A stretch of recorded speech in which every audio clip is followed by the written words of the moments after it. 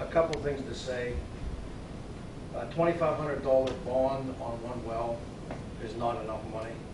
$25,000 for a blanket well bond for all wells, that's ridiculous. Speak up, Ken.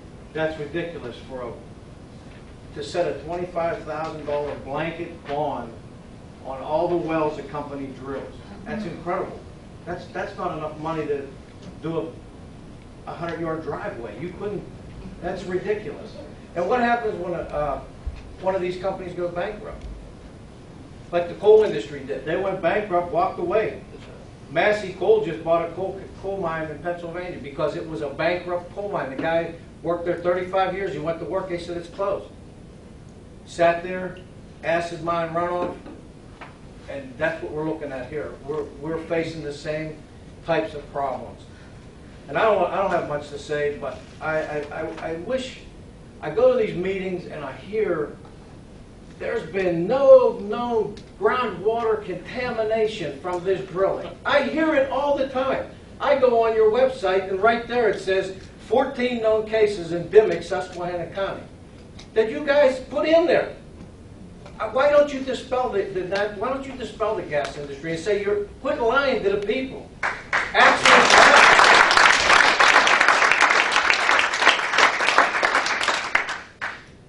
there's another thing that bothers me about this.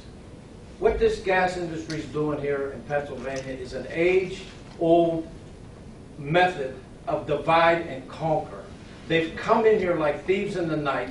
They signed up people to leases who knew not what they were signing. Then they pit the people who have signed leases against the people who don't want the leases.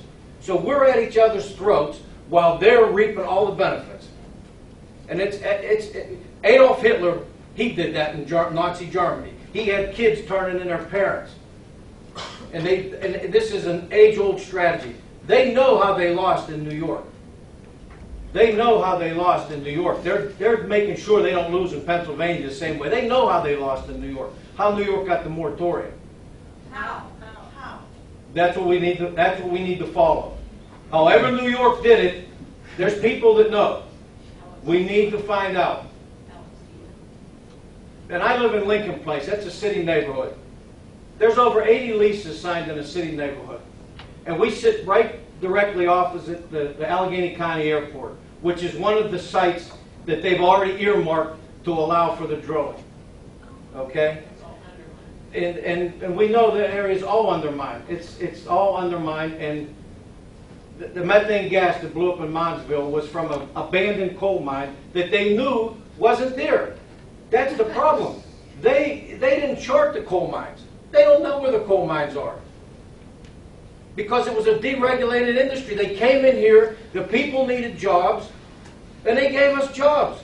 At what price? We're still paying the price with abandoned coal mines, acid mine runoff. Then there's another thing that bothers me. If they're so up and up, the gas industry, and they're only here for our best interest to give us these jobs, why did they need to be deregulated in 2005? Why? If you're only up and up, why did you need deregulated? I think it's obvious. Everybody here knows the answers to those questions. They couldn't pull off what they're pulling off, and we're the people. It's a shame. And one other thing, and I'll be done. It's just for all of us people who we're the little people, right? We're just the little people. We're here. Billy Joel wrote a song, right? We didn't start the fire. The fire was always burning. And there's a reason for that. Because this has been a classic struggle. It's the haves are up here, and they're dictating to us. And this is our... If it was your football or your basketball and it was your court, would you allow someone else to come in and tell you what to do? They're coming in there and telling us what to do with our resources. Why?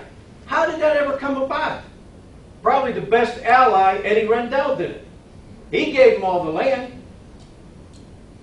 And you can't blame the poor guy that's sitting out in the field making no money and they come in and say, oh, here's money for your, what's he going to do with that? That shouldn't even have been an option. These things should have all been worked out before. And I'm done. But one more thing. Tomorrow night, Lincoln Place, Elks. There's a meeting being held. It's in Address. Lincoln Place on Buttermilk Hall at 7 o'clock. We got a big hall there. We're going to try to get as many people, and we're going to see if the little people can do something about this big problem. All right.